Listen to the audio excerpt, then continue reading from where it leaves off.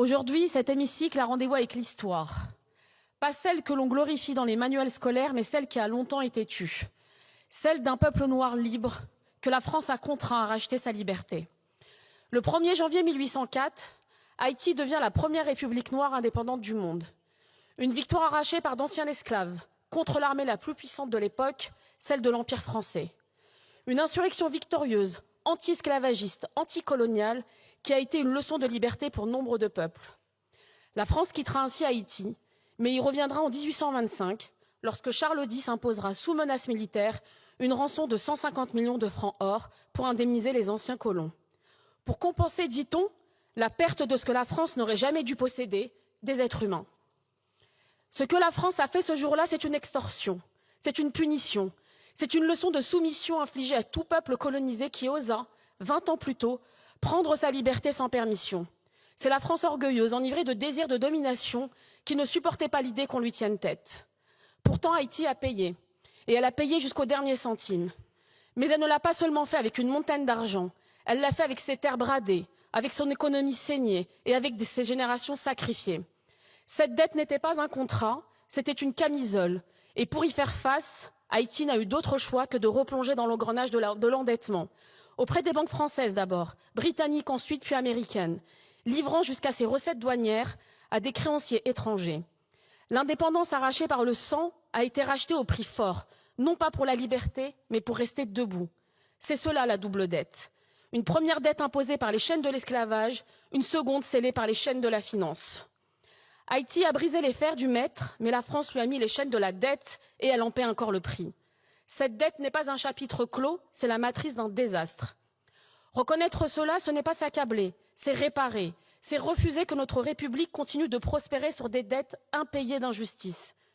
Ce que cette résolution propose, ce n'est pas un chèque, c'est une démarche, une commission indépendante, une reconnaissance officielle, une coopération mémorielle.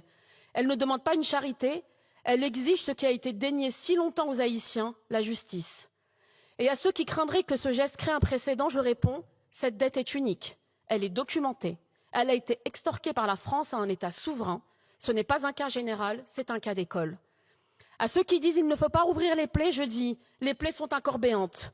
L'injustice continue tant qu'elle n'est pas reconnue. Haïti n'est pas un pays pauvre, c'est un pays appauvri. Un pays que l'on a méthodiquement privé de ses ressources, sucre, café, tabac, de ses moyens et de son droit à l'autodétermination. Appauvri par des siècles de pillage colonial où les richesses ont alimenté l'économie française au prix du sang et de la sueur des esclaves. Appauvri ensuite par une dette imposée sous la menace des canons, puis par les intérêts d'un système bancaire complice.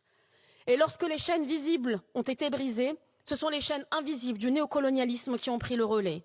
Blocus économique, tutelle internationale, mission d'occupation déguisée, ingérence politique permanente, jusqu'à l'an dernier, où notre président de la République insultait les dirigeants haïtiens, les traitant de, je cite, complètement cons. L'État haïtien, depuis sa naissance, n'a jamais eu la possibilité de se construire librement. Chaque tentative de souveraineté a été étouffée par des puissances qui ne supportaient pas qu'un peuple noir se gouverne lui-même. Et parmi les premiers responsables de cet appauvrissement, il y a un nom qu'on ne peut esquiver, celui de la République française. La France a tiré profit d'Haïti en esclavagiste, l'a saigné en créancière et l'a abandonné en donneuse de leçons. Ce qui est proposé ici, c'est un autre récit. Un récit dans lequel la France ne se contente plus de dénoncer l'esclavage du passé, mais d'une France qui assume aussi les conséquences économiques de son système colonial. Car ce texte est anticolonial. Et parce qu'il est anticolonial, il est profondément républicain. Il est l'occasion pour notre Assemblée de poser un acte fondateur pour une diplomatie postcoloniale, pour une diplomatie de la vérité. Mes chers collègues, pour que la France soit grande, elle doit être juste. Nous voterons ainsi ce texte pour l'honneur de la France et pour l'avenir d'Haïti. Je vous remercie.